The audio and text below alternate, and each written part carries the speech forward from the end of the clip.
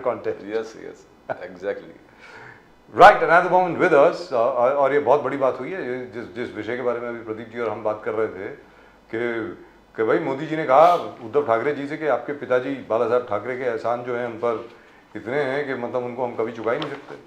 तो let's ask, इस वक्त संजय द्विवेदी जी हमारे साथ हैं, उद्धव ठाकरे सेना के। संजय द्विवेदी जी नमस्कार। जय श्री राम, जय सिया राम। जय सिया राम सर, जय सिया राम। जय सिया राम। जय भवानी, जय शिवाजी, जय शिवाजी। हर हर महादेव, हर हर महादेव। तो संजय द्विवेदी जी, आज तो प्रधानमंत्री मतलब बहुत तारीफ कर रहे हैं बाला साहब ठाकरे की, उद्धव ठाकरे की। कह रहे हैं कि व्यक्तिगत तौर पे हमारी कोई दुश्मनी थोड़ी है, हम तो साथ में हैं।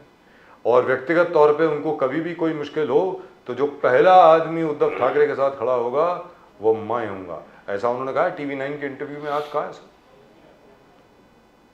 इसका क्या कुछ इसका कोई विश्लेषण निकलता है या वैसे ही कहा है, मतलब इमोशनल होके कहा है उन्होंने, क्योंकि वो आज पूना में थे वगैरह? बजाज जी, रंगन जी, राजनीति में भी इमोशनल नहीं होता है।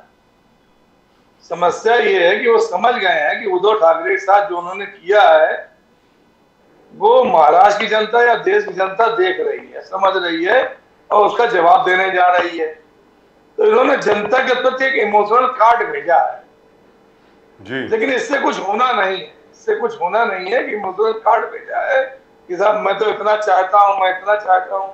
इससे कोई मतलब नहीं निकलेगा, ये सब कोई बेकार की बात है। मोदी जी को क्योंकि हम कहना नहीं चाहिए, संवैधानिक पद पे हैं, सब जान गए कितने बड़े जुमलेबाज हैं, कितने बड़े झूठे हैं। मोदी जी को तो विदेशों में लोग ढूंढते हैं, उनसे ज्ञान लेते हैं, विदेशों में अपनी जुमलेबाजी और झूठ से आपने 10 साल सरकार चलाई है, तो उसके लिए हमें बता दीजिए, हम भी ऐसा काम करें या हम भी चलाएं ऐसा। तो जो आदमी कहता है भारत में पैदा होना हमारे लिए गुनाह है या पैदा गलत हो गए हम, उससे देश की विकास की कल्पना कैसे कर सकते हैं? विकास की कल्पना नहीं की जा सकती ऐसे आदमी से जो इस देश में पैदा ही गलत हो गया। तो समस्या ये है कि इस तरह की जो बातें इनकी है, ये सब जुमलेबाजी है, सब दिखावा है। अगर इतनी इनको शौक था तो इन्होंने पार्टी को डिवाइड क्यों कराया, डिवाइड करके सरकार क्यों बनाई इन्होंने? ये सब झूठ और फरेब है बजाज साहब, और कुछ नहीं। झूठ और फरेब जी। बहुत ये करते करते मोदी साहब ने ये भी बोला आप बाला साहब ठाकरे जी का पुत्र है और बाला साहब ठाकरे जी का अनगिनत जो ग्रेटिट्यूड है मैं उसको कभी चुका नहीं पाऊंगा, जो उनका प्यार और मोहब्बत था मुझ पर वो चुका नहीं पाऊंगा। आपसे मैं मोहब्बत इसलिए करता हूं, आप बाला साहब ठाकरे जी के लड़के हो, बच्चे हो, but at the same time Balasaheb Thackeray जी कभी उनके साथ खड़े नहीं होते थे जिसने सावरकर का अपमान किया। उन्होंने कहा कि सावरकर का अपमान करने वालों के साथ आप खड़े हो। बाला साहब ठाकरे जी कभी औरंगजेब के तारीफ करने वालों के साथ कभी खड़े नहीं हो सकते थे। ये होता ही नहीं था अगर बाला साहब जिंदा होते। तो आप गलत जगह पर खड़े हो और ये बाला साहब ठाकरे जी के विचार आइडियोलॉजी के खिलाफ है, ये भी कहा। तो इसका क्या मतलब निकाले? क्या आप जहां पर आज खड़े हो मोदी जी, आज जहां आप पर खड़े हो, आज औरंगजेब के समर्थक है उनके साथ आप खड़े हो और सावरकर को अपमान करने वाले लोगों के साथ आप खड़े हो। देखिए, ये तो मोदी जी का वो है जो झूठ का जुमेला। उनको मोदी जी को नहीं मालूम इंदिरा गांधी को बाला साहब ने सपोर्ट किया था, या 3 मुख्यमंत्री वहां के थे उनको सपोर्ट किया था बाला साहब ठाकरे ने। देखिए, बाला साहब ठाकरे के अपने में विचार थे, उनका करेक्टर जो था वो अलग करेक्टर था, उसको कोई जान ही नहीं सकता है, ना कोई पहचान सकता है वो क्या करते थे क्या नहीं। मतलब कमलाबाई कहते थे ना जी, भारतीय जनता पार्टी को कमलाबाई कहते थे ना। तो अब इस तरह की अगर आज प्रधानमंत्री जी भाषा इस्तेमाल कर रहे हैं, जब पार्टी तोड़ी थी इन्होंने तो मानी दिखाई नहीं पड़ा तुमको बाला साहब ठाकरे का विचार, बाला साहब का एहसान। इस शरद पवार जी जो थे, जिनकी बेटी को सिर्फ चुनाव में बाला साहब ठाकरे ने निर्विरोध खड़ा कराया था, वो तक एहसान मानते हैं और उन्होंने उद्धव जी को मुख्यमंत्री बनवाया। तो बाला साहब ठाकरे ने तो मोदी जी को तमाम एहसान किए। आज अगर बाला साहब ठाकरे ना होते तो शायद मोदी जी नहीं होते यहाँ पे, मोदी जी निकाल दिए गए थे मुख्यमंत्री पद से जी। लेकिन ये सब बेकार की बातें हैं, ये मोदी जी की चिकनी बातें हैं। उनको सत्ता चाहिए, सत्ता में क्या क्या पिरोरा जाए, वो चाहिए उनको। अब इसमें महाराष्ट्र में कुछ नहीं दिखाई पड़ रहा है, तो उन्होंने यही लगा दिया कि नहीं साहब हम बाला साहब ठाकरे के तो एहसानमंद है, तो एहसानमंद है, सूचना दे दीजिए, एकनाथ शिंदे को अलग कर दीजिए, सूचना दे दीजिए। अगर तुम इतने एहसानमंद हो, ऐसा फालतू बातें इनकी है, कोई मतलब नहीं है, सूचना दे दीजिए। शरद पवार जी की आलोचना की द्विवेदी जी आगे जाकर उन्होंने शरद पवार जी की आलोचना की है, बोले कि जो अपने घर चला नहीं सकता वो महाराष्ट्र क्या चलाएगा, पूरा देश क्या चलाएगा। उन्होंने कहा कि पार्टी में फैमिली के डिस्प्यूट थे, फैमिली के डिस्प्यूट यह था कि क्या सुप्रिया सुले पार्टी का हकदार होगा या अजित पवार पार्टी का हकदार होगा। तो जो अपने फैमिली को एक साथ एकजुट नहीं रख सकते, फैमिली को नहीं रख सकते, पार्टी को नहीं रख सकते, देश को क्या संभालेंगे। तो शरद पवार जी के कंट्रीब्यूशन, मोदी साहब एक ही चीज में पूरे झटका दिया कि ये उनका कोई कंट्रीब्यूशन नहीं चला सकते वो। द्विवेदी जी, देखिए बजाज साहब जी, प्रदीप जी,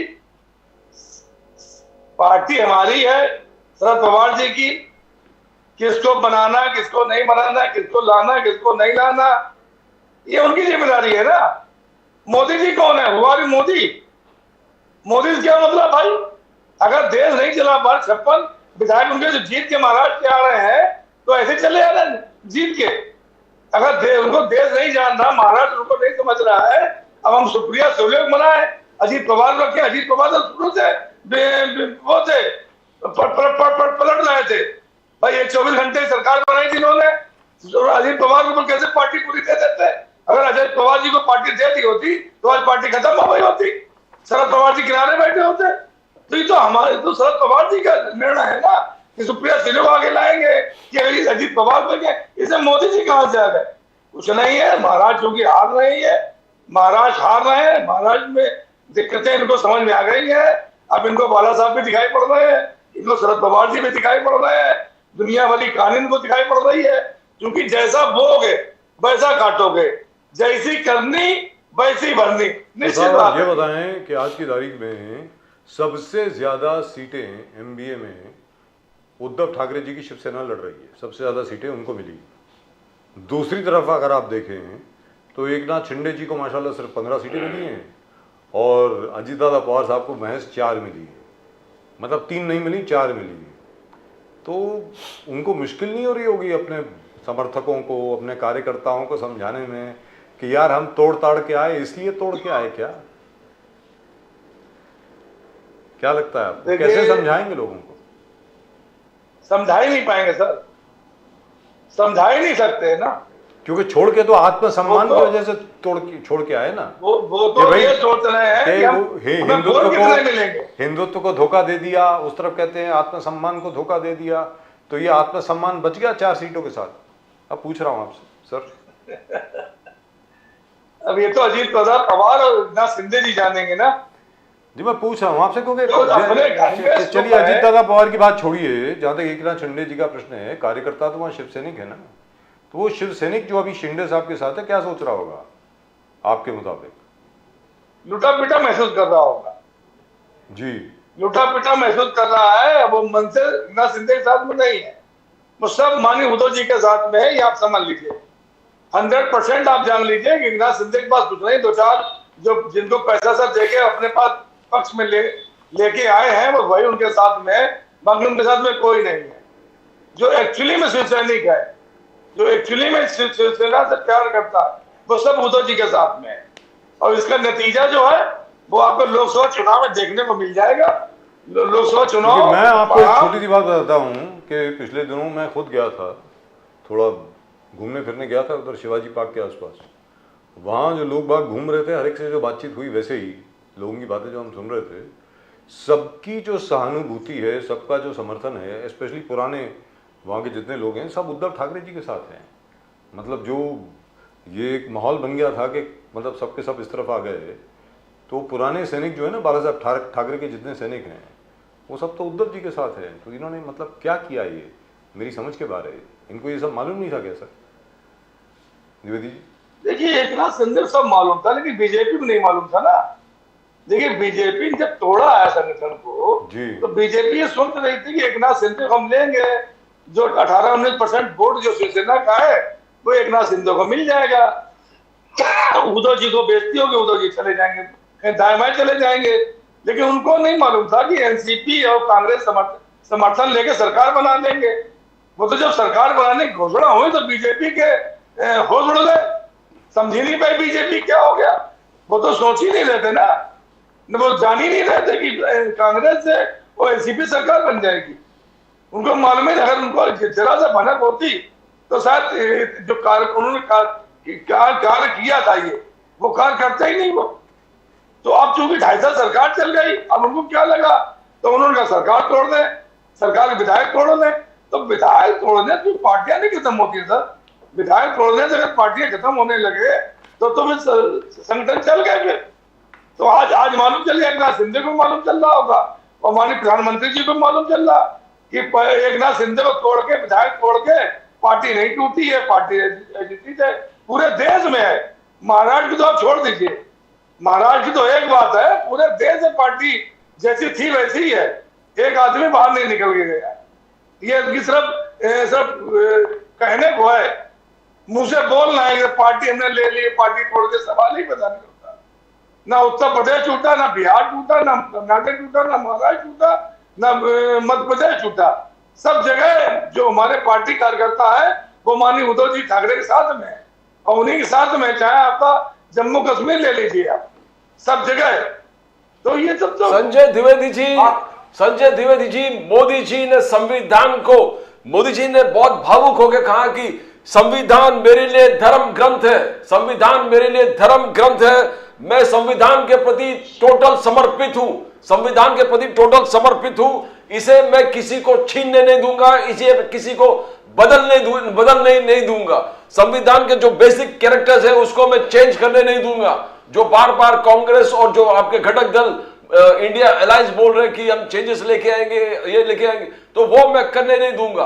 तो भावुक होकर कहा, बहुत भावुक हो गए थे, संविधान प्रोटेक्ट करने वाली बात कर रहे थे। द्विवेदी जी, कितना यहां राहुल गांधी जी भी संविधान के कसम खा रहे हैं, हर मंच पर संविधान के कॉपी लेकर कहा कि मैं भी इनको बचाऊं। तो लोग क्या समझे, कौन संविधान को खतरा है, संविधान को किससे खतरा है? सर एक चीज, मध्य प्रदेश में विधायक इस्तीफा देकर सरकार बना ली, महाराष्ट्र में गुड़मुड़ कर दिया दल बदल कानून, तो आप जानते होंगे ना जी, तो संविधान के अंतर्गत ही दल बदल कानून है ना। दल बदल कानून जो है वो बनाया गया था, कांग्रेस ने बनाया था। दल बदल कानून किस लिए बनाया गया था? जो पार्टियां टूटती है उसमें उसका एक हिसाब से टूटे। अब 2/3 मेजॉरिटी अगर आपके पास है तो आप अपनी पार्टी बना के आप जा सकते हैं पार्टी से।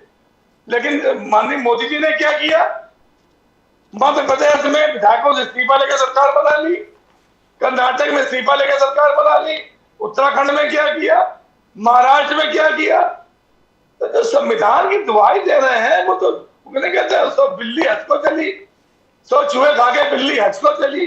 तो वो हमारे काम है आज देश में लोगों का कि इस तरह से काम कर रहे हैं। अरे दल बदल कानून तो आप तोड़ रहे हैं ना, आप दूसरे की दुहाई दे रहे हैं। क्या शर्म नहीं आती आपको? प्रधानमंत्री हो गया, शर्म नहीं आ रही है? किस तरह जुमलेबाज प्रधानमंत्री हो यार? अरे आप उस देश की कबाड़ करके रख दिया आपने। झूठ पे झूठ, झूठ पे झूठ, झूठ पे झूठ, झूठ पे झूठ। कितना झूठ बोलोगे भाई? सत्ता के लिए कितना झूठ बोलोगे? सत्ता भी बड़ी चीज नहीं होती है, जनता बड़ी चीज होती है। जनता को देखिए, सत्ता ना देखिए। जहां देखो सरकारें बना रहे हैं। जी, यही प्रधानमंत्री जी हैं और बाकी जो पूरा बीजेपी का यूनिवर्स है वो तो बार बार 2 या 3 चीजें बहुत अच्छी अच्छी बोलते हैं। वो तो कि भाई अगस्त सितंबर तक we will become the 4th largest economy, दुनिया की 4थी बड़ी अर्थव्यवस्था बन जाएगी भारत। नंबर 1, आर्टिकल 370 को रिपील करना और एब्रिगेट करने का साहस सिर्फ और सिर्फ मोदी जी में था और ये बाला साहब ठाकरे भी चाहते थे। नंबर 3, राम मंदिर भी बनाया। अब भले आपका सुप्रीम कोर्ट ने बनाया, जिस मर्जी ने बनाया, लेकिन मोदी जी के कार्यकाल में बना। तो ये सब चीजें तो हैं ना। तो आपको लगता नहीं कि लोग जो हैं बड़े भावुक होकर के भारतीय जनता पार्टी को वोट देंगे इसको लेकर के? सर बाबरी ढांचा जो है वो नरसिम्हा राव के समय गिराया गया था, ताला कांग्रेस में तो खोला गया ताला। तो इसका मतलब कांग्रेस भी कहे कि साहब हमारे पे सब काम हुआ। ताला खुला था मंदिर का, कांग्रेस समय खुला था जी, खुला था और ढांचा गिरा था वो भी कांग्रेस समय खुला था। जी, बिल्कुल। आप प्रधानमंत्री हैं, सरकार आपकी है, सुप्रीम कोर्ट आदेश दिया, सुप्रीम कोर्ट के आदेश का पालन करने का कार्य आपका है। तो आपने अगर उस मंदिर में चर्च बना के काम शुरू कर दिया है तो इसमें ये क्या होगा कि सिर्फ आपने बनाया है? अरे अब अध्यादेश जो बाला साहब ठाकरे कहते थे कि अध्यादेश लेके आओ, आपके अंदर इतनी हिम्मत थी अगर मोदी जी में तो अध्यादेश लेके आते। अध्यादेश से साला जैसे अध्यादेश दिल्ली सरकार के लिए जोड़ दिया, जब सुप्रीम कोर्ट ने कह दिया नहीं पूरे अधिकार दिल्ली सरकार के पास रहेंगे तो तुरंत आप अध्यादेश लेके आए और आपने राज्यपाल को अधिकार दे दिया। वहां तो आपको बड़ी जल्दी थी, लेकिन यहाँ जल्दी क्यों नहीं हुई आपको? आज आप बता रहे साहब राम मंदिर हमने बनवाया, अरे हम आज तक विषय बात नहीं कर सकते, भगवान राम के विषय वैसे में बात नहीं कर सकते, लेकिन झूठ कितना बोलोगे भाई? झूठ की भी एक सीमा होगी, झूठ भी एक आकार लेगा। झूठ बोल के कोई फायदा इसका नहीं है।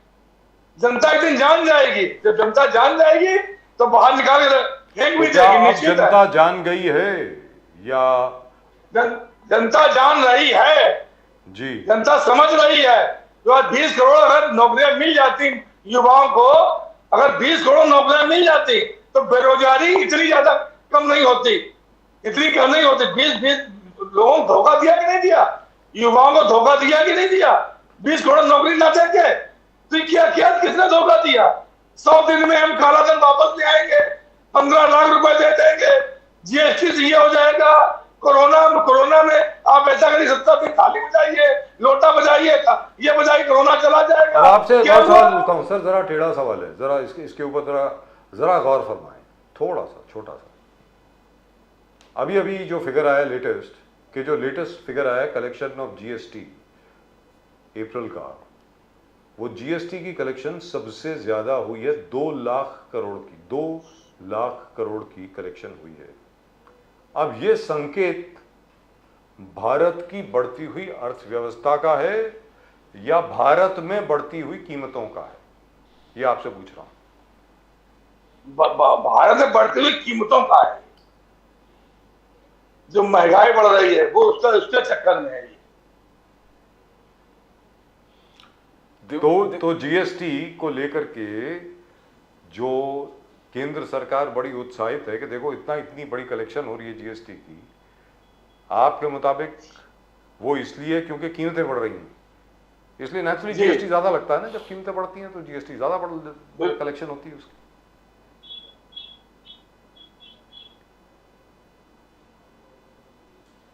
तो ये उपलब्धि है या इसके ऊपर सरकार को कुछ करना चाहिए लोगों के लिए?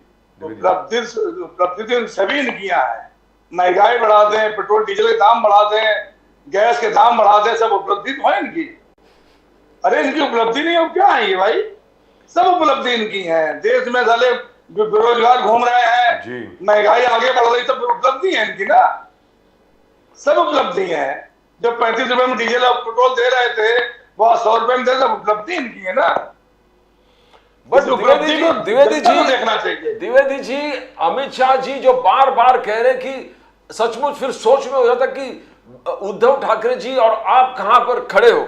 बोले कि अगर इंडिया अलायंस वापस सत्ता में, वापस नहीं, India alliance comes to power, article 370 को फिर इंपोज करेंगे, ट्रिपल तलाक जो अबॉलिश कर दिया था उसको आप लागू करेंगे, सीएए जो कानून लाया था उसको आप हटा देंगे, एनआरसी को आप रिजेक्ट करेंगे, डीन्यूक्लियराइजेशन करके आर्मी को कम बल कर देंगे, जो सशक्तिकरण आर्मी का हो रहा है आप डीन्यूक्लियराइजेशन करके, आपका सत्ताधारी जो पार्टी है चाहते कि ये डीन्यूक्लियराइजेशन हो, आर्मी को आप वीक करेंगे।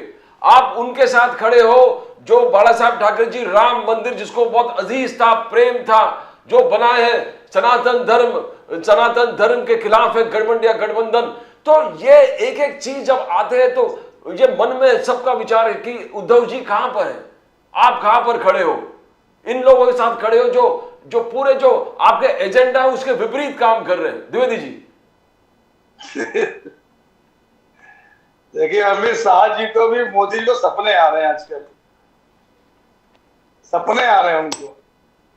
क्योंकि देश में जो इन्होंने कहा था 2 करोड़ नौकरी देंगे, नौकरी नहीं दे पाए, 15 लाख देंगे, 15 लाख नहीं दे पाए, काला धन वापस आएगा, वापस नहीं आ पाया, तमाम ऐसी चीजें हैं जो नहीं हो पाई। आज इनको सत्ता जाने से डर लग रहा है कि सत्ता ना चली जाए कहीं। अब मैं एक चीज बता दूं आपको बजाज साहब की सत्ता कोई एक चीज नहीं होती है, वो आती है जाती है, कभी आप कभी हम कभी वो कभी वो। 70 साल से 75 साल से देश चल रहा है, सरकारें तमाम आई, तमाम प्रधानमंत्री आए, सबकी अपनी अलग अलग एक थ्योरी थी, सबकी अपना काम था, लेकिन सभी ने देश के लिए काम किया। एक 10 साल छोड़ दीजिए अगर आप, जो 10 साल हमारे रहे ये, जिसमें महंगाई की मार भी रही, आप जो भी देखिए महंगाई मार रही, बेरोजगारी रही चरम सीमा पे, ऐसी सरकार तो सर आई नहीं जिससे पहले। अब क्या क्या काम करेगी सरकार आने वाली, मोदी जी अमित शाह जी को अभी चिंता होने लगी, तो ये तो गलत बात है ना। अगर अमित शाह जी नहीं रहेंगे, मोदी जी नहीं रहेंगे, तो क्या देश चलेगा नहीं है? मैं तो ये पूछ, भगवान है क्या वो? अमित शाह जी और मोदी जी भगवान है क्या देश के? कि अगर ये रहेंगे नहीं, देश चलाएंगे नहीं, तो देश चलेगा नहीं। सर वो बीजेपी के प्रवक्ता भगवान नहीं है, आके बोला है, भगवान ऊपर बैठे हैं। लेकिन द्विवेदी जी भारतीय जनता पार्टी के प्रवक्ता ने इसी शो पर 3 महीने पहले बोला है कि मोदी जी विष्णु के अवतार हैं। तो यही तो मैं कह रहा हूँ, विष्णु का अवतार है तो विष्णु अवतार ही बने रहे ना, फिर वो मोदी प्रधानमंत्री ना बने ना, फिर प्रधानमंत्री नहीं बनना चाहिए इनको। अगर विष्णु का अवतार उन्होंने बोला है तो एक कुटिया ले लें अपनी, वहां से सभी जनता को एक अपना आशीर्वाद दें, प्रधानमंत्री से छोड़ दें। फिर प्रधानमंत्री क्यों है भाई? विष्णु जी को क्या प्रधानमंत्री बनने की जरूरत है क्या? अगर उन्होंने 3 महीने पहले बोल दिया विष्णु का अवतार है, तो विष्णु का अवतार कुटिया ले लें अपना, वहां पर आज भजन कीर्तन करें, वहां सबको आशीर्वाद दें। प्रधानमंत्री बनने की क्या जरूरत है भाई? मैं तो नहीं समझता प्रधानमंत्री बनने की जरूरत है, तो खुद छोड़ देना चाहिए इनको। तो ये गरीब कल्याण योजनाएं द्विवेदी जी, जो आज भी रिपोर्ट कार्ड में मोदी जी बार बार 80 करोड़ लोगों को राशन, पीएम किसान सम्मान, पीएम आवास, आयुष्मान, उज्ज्वला, हर घर नल से जल, हर घर शौचालय, स्वच्छ Bharat, direct beneficiary transfer 35 lakh crore हमने डायरेक्ट उनके अकाउंट में पहुंचाए जिनके नीडियड डायरेक्ट बेनिफिशियरी। तो 5th बिगेस्ट इकोनॉमी हो रहा, तो ये क्या उपलब्धियां नहीं है? आप इसको कैसे देखते? लोग इसको नहीं पहचानेंगे, बेनिफिशियरीज जो है, जो लाभार्थियां हैं, जिनके अकाउंट में पैसे आए, जिनको खाना मिला, तो क्या इनको मानेंगे नहीं द्विवेदी जी? मुझे तो इतनी हंसी आती कभी कभी बजाज जी, प्रदीप जी, कि जो प्रधानमंत्री पहले कहता था कि साहब इस तरह का सामान देना गलत है, आप भी पढ़ के देख लीजिएगा, यूट्यूब पे आपको मिल जाएगा। इससे पहले बयान ये दिया करते थे, आज 80 करोड़ देके ही खुश हो रहे हैं। तो इनकी बातचीत में दम कहाँ है? कभी कुछ कहते हैं, कभी कुछ कहते हैं, कभी कहते हैं साहब झूठ बोलो झूठ बोलो झूठ बोलो, कभी कहते हैं भारत देश में पैदा होना गुनाह हो गया, गलत हो गया, कभी कहते हैं साहब ये जो मुफ्त राशन दिया जाता है नहीं देना चाहिए। तो हम यही माननीय मोदी जी कहते हैं ना, नहीं देना चाहिए। आज शौचालय की बात कर रहे हैं आप, जो बाकी चीजों की बात कर रहे हैं, गाँव में जाके देख लीजिए कितने शौचालय चल रहे हैं, कागजों में चल रहे हैं, कागजों पे, कि हमने इतने लाख लोगों को शौचालय तो दिखला दिए, तो कागजों में नहीं चाहिए ना। तो अभी तो हकीकत में कितने चल रहे हैं जी, वो देखिए ना। तो द्विवेदी जी चलते चलते आखिरी सवाल, अभी जो भारतीय जनता पार्टी के जो प्रवक्ता हैं, एकनाथ शिंदे सेना के जो प्रवक्ता हैं, आदरणीय सम्मानीय अजीत दादा पवार जी की एनसीपी के जो प्रवक्ता हैं, वो कहते हैं कि कम से कम 45 सीटें जरूर आएंगी 48 में से, ऐसा उन्होंने कहा है महाराष्ट्र से। आपके मुताबिक? अब आप देख लीजिए, उन्होंने भी कह दिया, मैं भी आज कह रहा हूं आपको, आपकी इसमें तो 4 जून को मालूम चल जाएगा। 40 से ज्यादा सीटें आएंगी एनडीए की, हमारे इंडिया गवर्नमेंट की महाविकास अघाड़ी 40 सीटें महाराष्ट्र में आएंगी, और बाकी देश में भी आप देख लीजिए, सब जगह समीकरण चेंज है। पूरे देश में आप देख लीजिए, चाहे दिल्ली देख लीजिए, चाहे बिहार देख लीजिए, चाहे उत्तर प्रदेश देख लीजिए, और मोदी जी ने आप देख लीजिए, और मोदी जी ने जो अभी मतलब व्यक्तिगत दोस्ती का जो हाथ बढ़ाया है उद्धव ठाकरे जी के प्रति, तो कुछ लगता है आपको आगे जाकर के कुछ होगा क्या बीजेपी और उद्धव जी का कुछ? मुझे दोस्ती का हाथ बढ़ाया है ना, हाँ बढ़ाया ना सर। उससे पहले अगर सरकार तो पार्टी क्यों तोड़ दी भाई? क्या मतलब वो कहते हैं पार्टी अलग है, दोस्ती अलग है। नहीं नहीं, बाला साहब ठाकरे की दोस्ती या एहसान उससे पहले नहीं थे, आज आ गए क्या? नहीं मैं तो एक शब्द आपसे पूछ रहा हूँ सर, बाला साहब ठाकरे ने जो एहसान किए थे, जो उन्होंने जो वो किया था, वो आज आए हैं या इससे पहले थे? जब पार्टी तोड़ रहे थे माननीय मोदी जी, तो उस समय बाला साहब ठाकरे दिखाई नहीं पड़ रहे थे? बाला साहब ठाकरे को भारत रत्न देने की जरूरत नहीं थी क्या? मैं तो बार बार मांग कर रहा हूँ भारत रत्न देने की, तो उससे भारत रत्न देने की जरूरत नहीं थी। ये अब जब चुनाव शुरू हो गया है तो बाला साहब ठाकरे के एहसान दिखाई पड़ने लगे हैं, और जब पार्टी तोड़ रहे तब क्या था? तो भैया ये सब जब मोदी जी है, मोदी जी जो इस देश में रहने कहते हैं कि देश में हम पैसा बेकार हो गए, गलत हो गए, इस देश में पैसा नहीं होना चाहिए था, झूठ बोलो झूठ बोलो, ऐसा तो प्रधानमंत्री भगवान किसी को ना दे भैया, मैं तो हाथ जोड़ कह रहा हूँ। ऐसा बहुत बहुत धन्यवाद आपका हमारे साथ प्रधानमंत्री जुड़ने के किसी लिए। को ना दे भाई, किसी को ना दे, पूरे विश्व में किसी को ऐसा प्रधानमंत्री ना दे मोदी गारंटी है। बात करे, जो झूठ बोले, इतना झूठ बोले। Thank you so much sir, thank you very much, all the very best to you, God bless you always.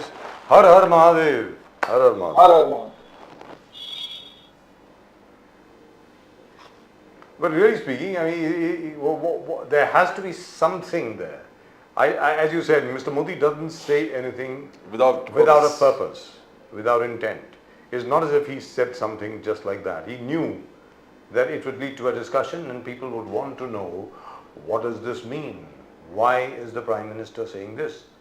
आज की तारीख में उद्धव ठाकरे जी को ये बोलना कि अगर आप कभी भी मुश्किल में हैं, दुनिया का सबसे पहला आदमी आपके साथ खड़े होने वाला मैं हूंगा, ऐसा मोदी जी ने कहा। I remember the particular sentence in Julius Caesar, that book. I loved Caesar, but I loved Rome more. So he's showing his affection to Uddhav Thackeray ji की मैं बहुत प्यार करता हूँ आपसे, मगर बाला साहब ठाकरे के आइडियोलॉजी आप फॉलो नहीं किए, इसलिए मुझे बिछड़ना पड़ा। So because he also talked about Aurangzeb, he talked about Savarkar. आप इनके साथ कैसे खड़े हो जिसने औरंगजेब के तारीफ किए, आप इनके साथ कैसे खड़े हो जो सावरकर जी के अपमान किए। You should have. So he's been very emotional, and as Nana Patoliji said, Nata Samrat. He's super excellent actor. Nata Samrat कोई